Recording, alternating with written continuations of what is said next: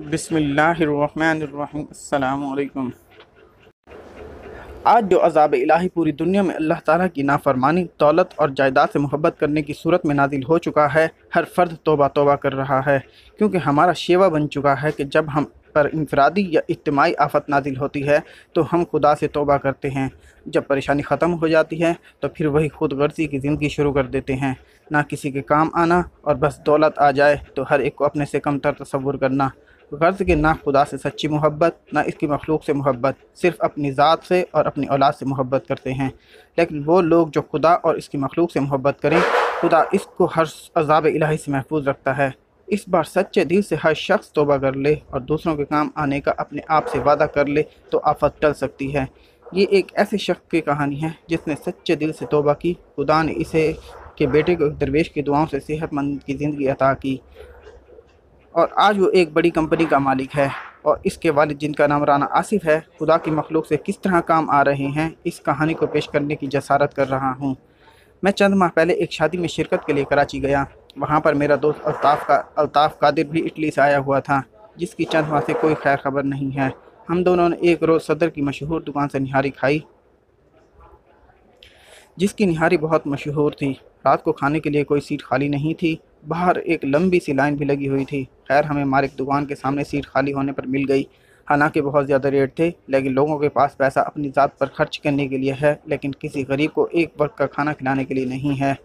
پھر ہم نے بیرا سے پوچھا، یہ باہر لمبی لائن کیوں لگی ہوئی ہے؟ یہ کون لوگ ہیں؟ کیا مالک کی طرف سے ان کو مفت کھانا تقسیم ہوگا؟ اس نے آہستہ سے کہا، وہ سامنے جو مالک بیٹھا ہے، یہ تو کسی ایک کو کھانا مفت نہ کھلائے۔ کافی عرصہ اسی ٹائم ایک آدمی خاموشی سے آتا اور مالک کو رقم دے کر چلا جاتا ہے، لیکن آج اس شخص کو کسی نے نہیں دیکھا۔ لائن ختم ہو جاتی ہے مگر کھانا ختم نہیں ہوتا۔ بڑی برکت ہے اس شخص کی کمائی میں، جو بھی ہے اس دور کا درویش ہے۔ خیر ہم لوگ نہاری کھانے میں مصروف تھے۔ اسی اثناء میں سادہ کپڑوں میں ایک آدمی بیگ لے کر مالک کے پاس آیا۔ مالک کو اس کو لے کر اندر کمرے میں چلا گیا۔ جو مالک دکان کسی گاہک کو کھاتے میں نہیں لا رہا تھا، وہ اس کی عزت و احترام سے رخصت کر کے باہر تک آیا۔ جیسے عموماً ہم ہر ایک کو غلط رویے سے دیکھتے ہیں، میری بھی سوچ ایسی تھی۔ جب ہم کھانا کھا کر باہر آئے تو وہ بھی شخص باہر ضرورت مند لوگوں کی لائن میں کھڑا تھا۔ نہ چاہتے ہوئے میں نے کہا، یہ کون آدمی ہے جس کو مالک دکان نے اتنی اہمیت دی؟ وہ خود لائن میں اپنی باری میں کھڑا ہو کر کھانا لینے کے لیے کھڑا ہے۔ میں نے ضروری کام کا بہانہ کیا۔ کل شام والے گھر ملاقات کا وعدہ کر کے الطاف ٹیکسی میں بیٹھ کر چلا گیا، اور اتنے میں ایک شخص ڈبے میں نہاری اور روٹیاں لے کر چل پڑا۔ میں بھی آہستہ آہستہ اس کے عقب میں چلتا رہا، پھر اختر کالونی والی بس میں سوار ہو گیا اور ایک کوارٹر میں تالا کھول کر اندر چلا گیا۔ تھوڑے وقفے کے بعد میں نے سوچے سمجھے منصوبے کے تحت بیل دی۔ وہ صاحب بار آئے، جی حکم۔ میں نے اپنا نام بتایا کہ یہاں پر قربت میں کوئی محمود صاحب، ان کا پتہ معلوم کرنا تھا۔ وہ مسکراتے ہوئے بولے، آپ صدیقی ہو کر جھوٹ بولتے ہیں، آپ تو میرا پیچھا صدر سے کر رہے ہیں۔ باہر کیف بولیں، کس قسم کی امداد درکار ہے؟ اور مجھے ایک الماری کھول کر بولے، جس قدر ضرورت ہو رقم لے لیں۔ وہ الماری نوٹوں سے بھری تھی اور زیادہ تر نوٹ بڑی رقم والے یعنی 5000 والے تھے۔ نہیں جناب، آپ کی دعاؤں سے میں معقول پینشن لیتا ہوں، اس پر میرا کوئی حق نہیں ہے۔ میں نے کہا، پھر کیا چاہتے ہیں؟ میں نے ساری کہانی ان کو بیان کر دی کہ کس طرح آپ نے دکان کے مالک کو ادائیگی کی، پھر ضرورت مندوں کی لائن میں لگ کر اپنی ہی ادائیگی کا کھانا حاصل کیا۔ وہ کہنے لگے، بات یہ ہے کہ جہاں تک ادائیگی کا تعلق ہے، یہ ان کا حق تھا، اور لائن میں بھی اس لیے کھڑا ہوتا ہوں تاکہ مجھے بھی اس کیفیت سے گزرنا پڑے جس سے یہ ضرورت مند گزرتے ہیں۔ لیکن یہ تبدیلی کیسے آئی؟ میں نے پوچھا۔ ایک درویش فقیر نے میری زندگی بدل دی، اور میرے بیٹے یاسر کو ان کی دعاؤں کے طفیل اللہ تعالیٰ نے نئی زندگی عطا فرمائی، اور یہی آج میرے کاروبار کی دیکھ بھال کر رہا ہے۔ اور اس فقیر کی ہدایت کے مطابق خدا اور اس کی مخلوق تھوڑی بہت خدمت کر کے قبر کے عذاب سے محفوظ رہنے کی کوشش کر رہا ہوں۔ پھر انہوں نے اپنی اس فقیرانہ زندگی سے یوں پردہ اٹھایا، میرا نام وقار عثمانی ہے، میرے والد مرحوم ایک بہت بڑی کمپنی کے مالک تھے۔ ان کی وفات کے بعد تمام کاروبار اکلوتی اولاد ہونے کی وجہ سے میں مالک بن گیا۔ میری بیوی بھی ایک اعلیٰ خاندان کی پڑھی لکھی اور دولت مند تھی۔ غرض کہ دولت ہمارے گھر کی لونڈی ہونے کی وجہ سے میں بہت مغرور اور خود غرض تھا، نہ کبھی زکوٰۃ خیرات کی تھی اور نہ اپنے سے غریب رشتہ داروں سے ملنا تو درکنار ان کو اپنے گھر آنے پر ذلیل کر کے گھر سے نکال دیتا تھا۔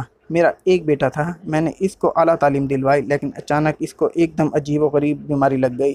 وہ زور سے چلاتا اور اس کا درد سے برا حال ہو جاتا۔ میں نے پاکستان اور یہاں تک کہ باہر کے ممالک کے ڈاکٹر کو دکھایا، मगर मेरा बेटा चंद माह में सूख कर हड्डियों का ढांचा बन गया और डॉक्टरों ने जवाब दे दिया कि ये चंद माह का मेहमान है। फिर मुझे अपने खुदा की याद आई और खुदा ने मुझे गरूर की सज़ा बेटे की बीमारी की सूरत में दे दी। जब वो पकड़ता है तो कोई छुड़ाने वाला नहीं होता। मैं और बीवी रो रो कर अपने गुनाहों की माफ़ी तलब करते मैंने ज़कात खैरात देनी शुरू कर दी। माह रमज़ान में मैंने और बीवी ने पूरे रोज़े रखे और अल्लाह ताला के माफ़ी के साथ ये दुआ करते, या अल्लाह हमारे बेटे को कम अज़ कम ईद तक ज़िंदा रहने देना। 27वें रमज़ान मैं और मेरी बीवी रोज़ा अफ्तारी के लिए दस्तरखान पर बैठे थे। अचानक किसी ने बेल दी। मैंने बाहर आकर देखा तो एक दरवेश नुमा आदमी खड़ा था। कहने लगे, बेटे मेरा रोज़ा अफ्तार करवा सकते हो? मैं इज़्ज़त एहतराम से इनको दस्तरखान पर ले आया। रोज़ा खुलने में देर थी। अचानक मेरे बेटे ने ज़ोर ज़ोर से चिल्लाना शुरू कर दिया और रोने लगा। हमें लगा कि शायद इसका वक्त करीब आ गया है। मैं और मेरी बीवी दीवाना वार रोते हुए इसके कमरे में दाखिल हुए और वो दरवेश आदमी बोला, हौसला करो, अल्लाह ताला पर भरोसा रखो, कुछ नहीं होगा, आप लोग बाहर जाएं। हम दोनों मियाँ बीवी रोते हुए बाहर आ गए। आवाज़ें आने बंद हो चुकी थीं। थोड़ी देर बाद मस्जिद से अज़ान की आवाज़ आई, अल्लाह अकबर, अल्लाह अकबर। हमने रोज़ा अफ्तार किया। फिर हम दोनों हजरात करीबी मस्जिद में नमाज़ पढ़ कर वापस आए तो मेरी बीवी, जो चंद लम्हे पहले रो रो कर पागल हो रही थी, खुशी से दरवेश के पाँव में गिर पड़ी। उस्मानी साहब की दुआओं के तफैल हमारा बेटा ठीक हो गया था। मैं भी इनके पाँव में गिर पड़ा और अपने बेटे को दीवाना वार प्यार करते खुशी से पागल हो रहा था। अच्छा जनाब, रोज़ा अफ्तार कराने का बहुत बहुत शुक्रिया। इजाज़त चाहता हूँ, मेरा काम ख़त्म हो गया। वो जाने लगे तो मैंने नोटों से भरा हुआ ब्रीफ केस लाकर इनके कदमों में रख दिया। ये मेरी तरफ से आपको नजराना है। उन्होंने इनकार कर दिया और कहा, यही वो चीज़ है जिसने तुझे गरूर से भर दिया था।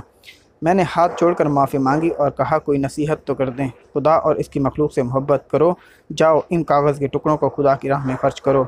मैंने सारा कारोबार अपने बेटे यासिर के हवाले कर दिया और इस क्वार्टर में आकर अपनी ज़िंदगी इंसानियत की खिदमत के लिए वक्फ कर दी।